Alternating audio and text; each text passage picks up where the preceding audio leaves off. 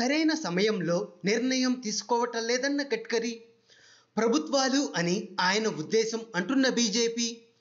ప్రభుత్వం సరైన సమయంలో నిర్ణయాలు తీసుకోవడం లేదని కేంద్ర మంత్రి నితిన్ గడ్కరీ విమర్శించారు.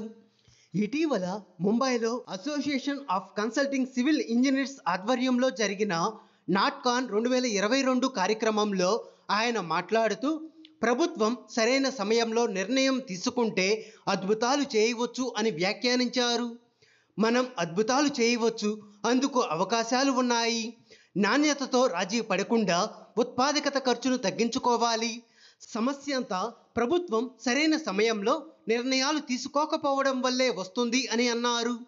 బీజేపీ పార్లమెంటరీ బోర్డు నుంచి తనను తొలగించిన తరువాత నితిన్ గడ్కరీ తొలిసారి మాట్లాడడం, ప్రధాని మోదీ తమ ప్రభుత్వాన్ని గురించి గొప్పగా చెబుతూ అమృతకాలం వచ్చిందని పేర్కొన్న మరుసటి రోజే గడ్కరీ ఇలా వ్యాఖ్యలు చేయడం ప్రాధాన్యం సంతరించుకుంది.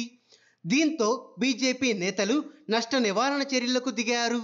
గడ్కరీ ఉద్దేశం ప్రభుత్వం అంటే ప్రభుత్వాలు అని పేర్కొన్నారు. హాయ్ ఫ్రెండ్స్, మా టుడే టుమారో యూట్యూబ్ ఛానల్ చూస్తున్నందుకు చాలా థ్యాంక్స్. మరిన్ని లేటెస్ట్ వీడియోస్ కోసం వెంటనే సబ్స్క్రైబ్ చేయండి.